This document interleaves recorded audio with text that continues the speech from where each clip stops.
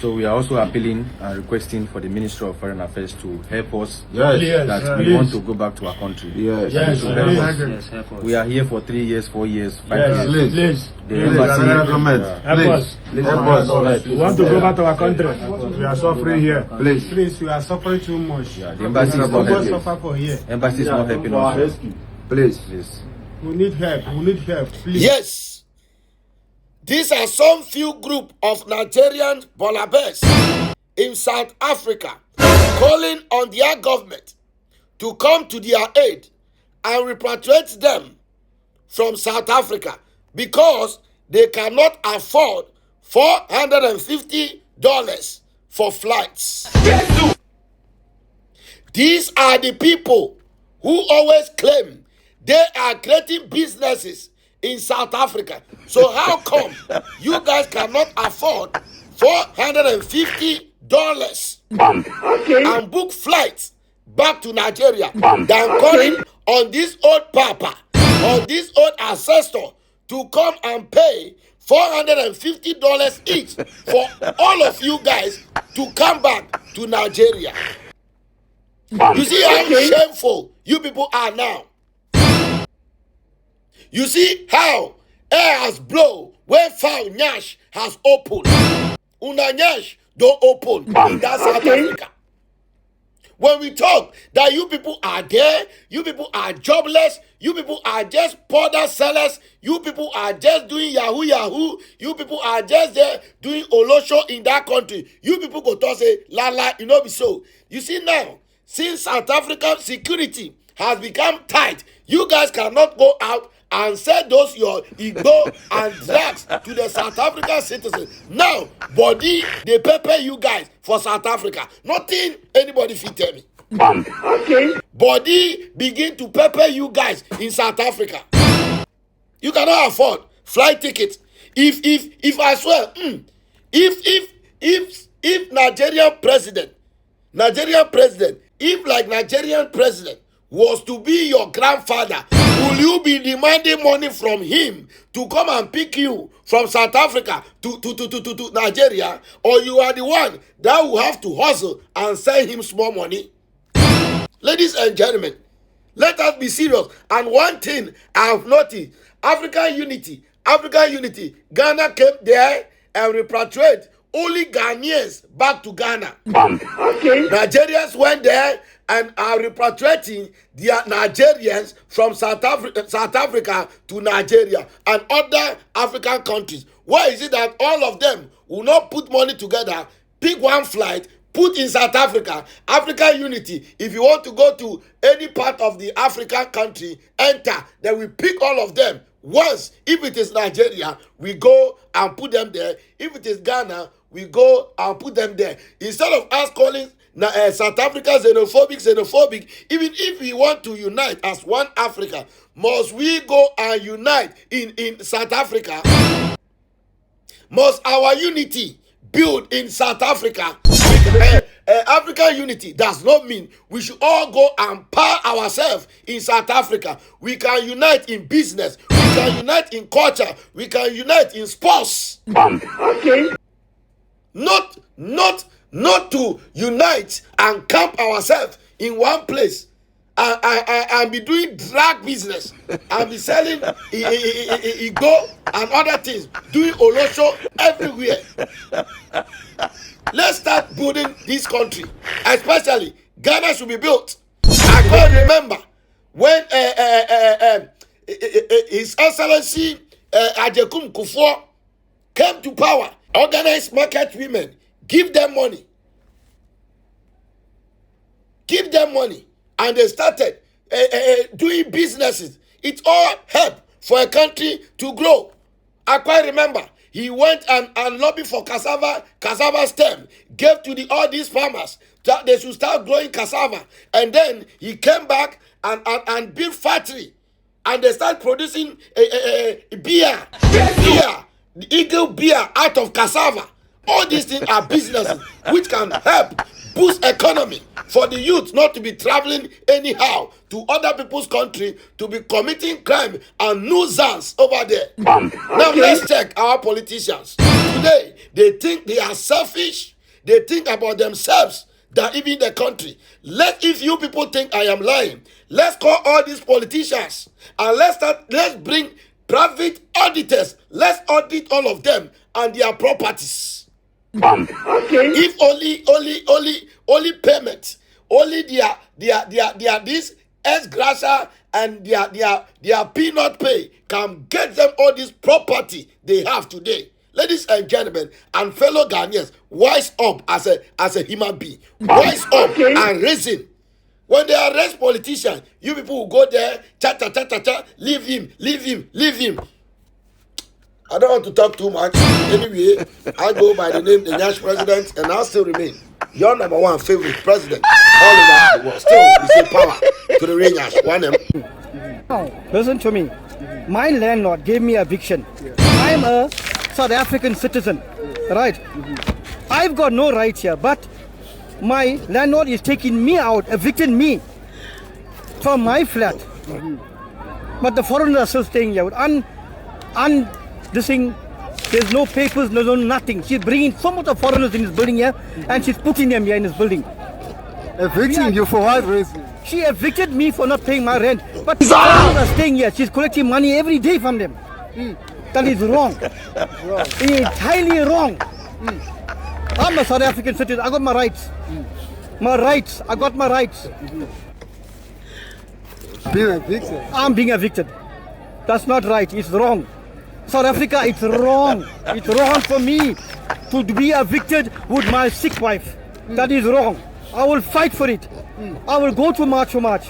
And I'll make sure these people are out. All right. A lot of guys, a lot of people are tagging me on this video. Now, see the South Africans, so they cannot even pay their house rents. Ladies and gentlemen, this man is just comedian. This Somalian comedian who is trying to create something for people to laugh. He is not really South African.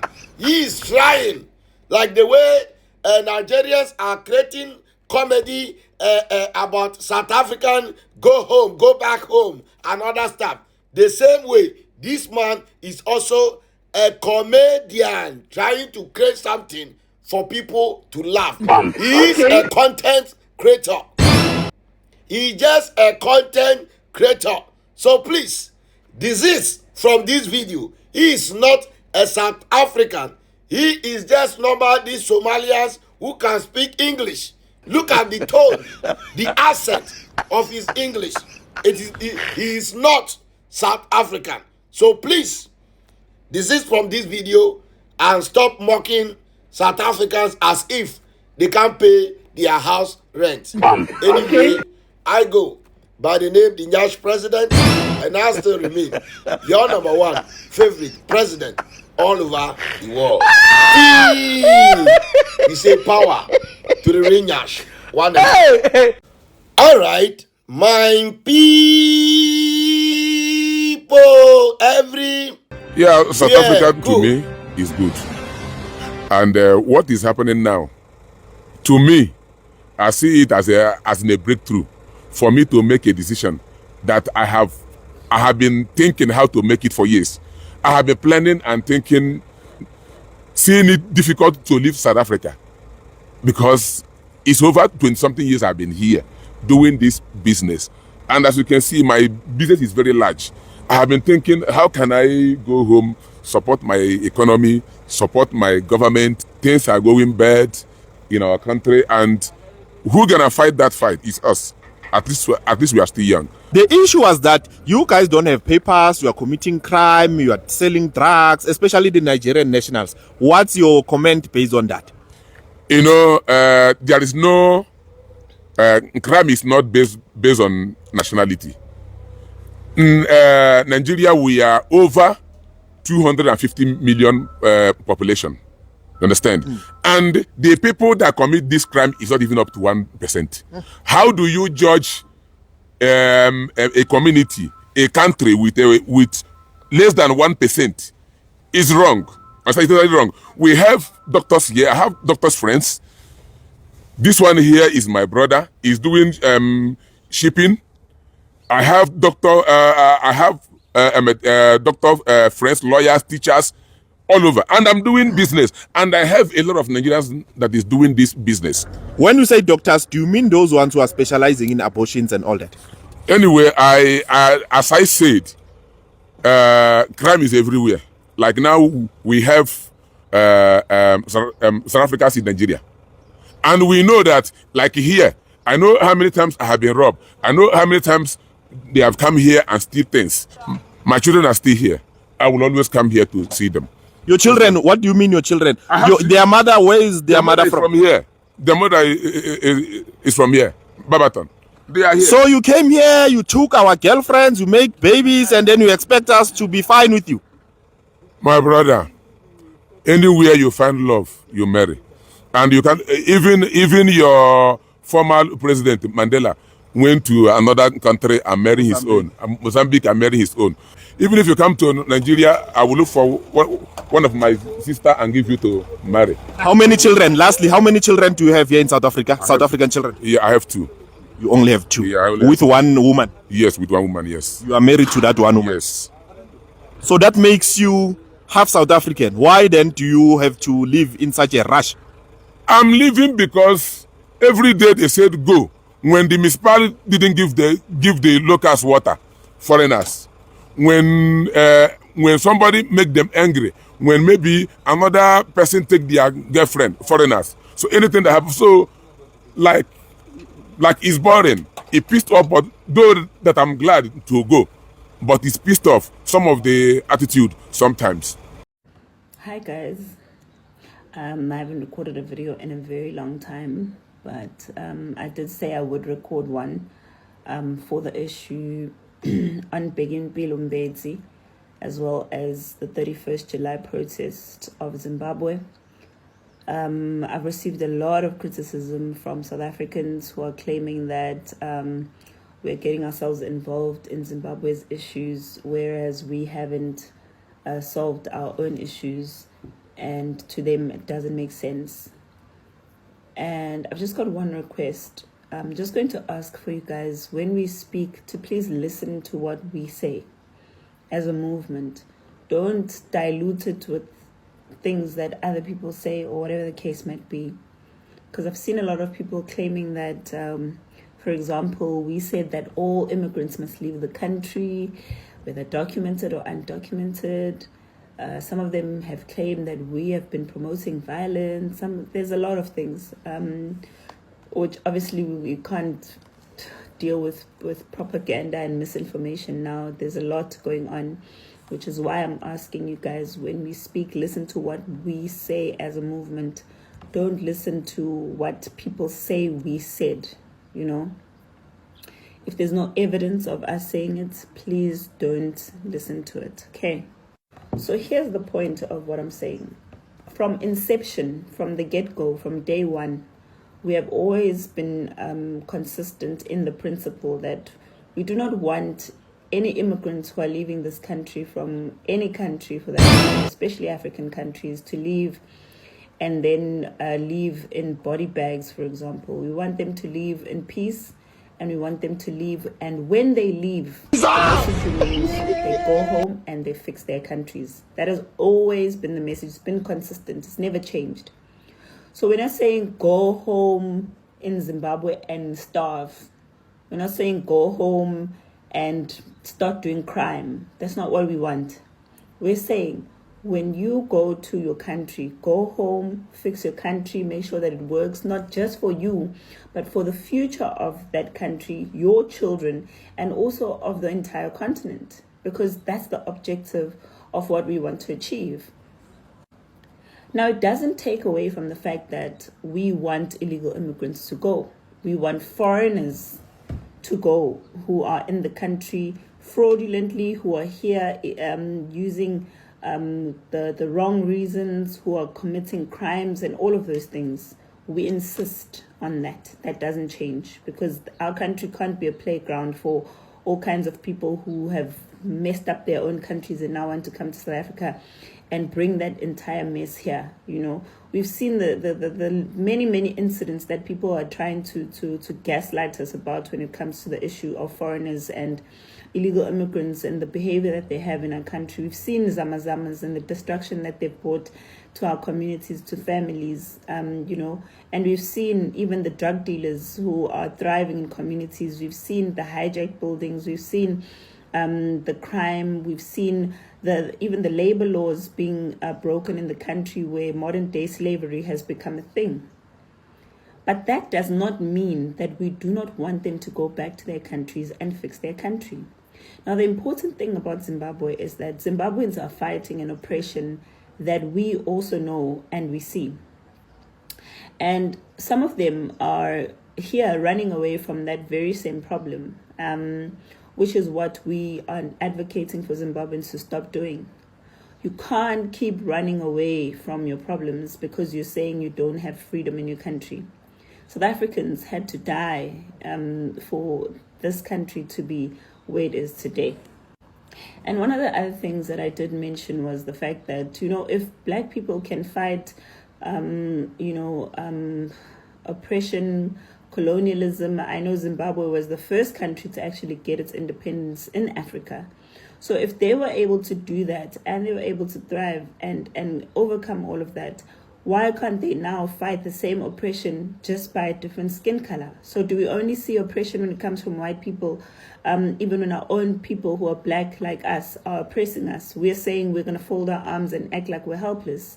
That's not what we want. We want Zimbabweans to go to Zimbabwe, and whatever oppression, whatever issues that they feel they need to fight against, they must fight against. We are saying that our only role is to support. We can't go to Zimbabwe and fight for Zimbabweans, but we want Zimbabweans to fight whatever it is that they feel they need to fight, and we have to offer them protection. Now, if they feel that they don't have protection from their own government, and that includes them being persecuted or abused in any manner, then we need to step up as brothers and sisters. That is what it means to be a brother and sister. It doesn't mean that we're going to neglect our own fights and saying that Zimbabweans who are in South Africa illegally must go and fight for their country or and fight against their government. That's not what it means. It means that we're saying those that are still in the country legally must not find comfort. They must go back and face whatever demons that they're facing, instead of letting those who are in Zimbabwe fight alone, because it doesn't make sense. Unless Zimbabweans come together and unite and fight whatever issues that they face, whatever oppression that they face, they're never going to win the fight. But also, we can't sit back and say we want them to be persecuted or face all kinds of problems when we have an ability to help them. So we can use our social media, we can use our voices, we can use whatever we want to use to make sure that the plight of Zimbabweans is echoed, and whatever it is that they're facing becomes less of a burden for the people who are in Zimbabwe. And that is why I'm standing up right now and I'm saying that the government of Zimbabwe must free Begimpilo Mbedzi, because that man is one of the bravest people that I know. He stood there when everyone was busy criticizing South Africa and saying, no, South Africans are this and that. He stood firm and said that South Africans are not doing anything wrong. They're protecting their country. And we must come to Zimbabwe and do the same. And he didn't just end there. He actually came together with Zimbabweans who know what they want and who know what they want their country to be like. And they decided that they're going to set a date, which is the 31st of July, because they want to stage a protest. Now, nobody deserves to be abused and tortured and treated like they're a criminal just because they want to protest and peacefully, because we promote peaceful protests ourselves. Now, we're seeing a lot of, threats and a lot of abuse going to people of Zimbabwe who are saying that they're going to be protesting on the 31st of July. And we've also seen Begimpilo Mbedzi being arrested for that. And it's absolutely heart-wrenching to see Zimbabweans who are outside of South Africa, who are in the diaspora, pretending as if this issue is not happening. So we have to step up and say that there needs to be justice served. People cannot be stopped from protesting peacefully. They're not saying they're going to go there, they're going to start burning things, they're going to start killing people, they're going to start whatever. They're saying they want to make their voices heard in their streets, in their own country. And it cannot be fair that the government does that. And our government is always acting like they're the big brother of Africa. So if you are the big brother of Africa, why are you not going to help the people of Zimbabwe and allow them to protest peacefully by telling Nangwanga to let the people of Zimbabwe protest peacefully the same way that we do here? But it only takes for the people of Zimbabwe to stand up for themselves as well. And we can only support what they start. Because we cannot start something for you and then be at the forefront of it, because you are the ones that know what problems we face. And we are 100% willing to support, because we want Africa to work for all the people in Africa. We only just don't want South Africa to be bearing a burden of countries that it shouldn't be bearing. And I also saw that there's a lot of other Zimbabweans who are criticizing us and saying that we are not going to get involved in their stories. Why are we getting involved in their things and their issues, etc.? And I only have one thing to say. We did not ask Zimbabweans to come to South Africa. You came to our country and you made yourselves our problem. So now if solving the problem means that we have to make sure that your problems are solved so that you can go back home, then we're going to solve the problems. So the day you decided to come into our country legally and you didn't ask us for permission, you came. We're also not asking you for permission. We're going to solve the problems so that the problems are solved and they can go and solve their problems. Otherwise, if we continue making this about feelings, it'll never be solved. Because a lot of you like saying that this is about South Africans not hating you, and you know the truth. You know the truth. You know that's not even true. You know that's not true. But we are not negotiating anymore, unfortunately. We're just going to do what has to be done because the problem needs to be solved.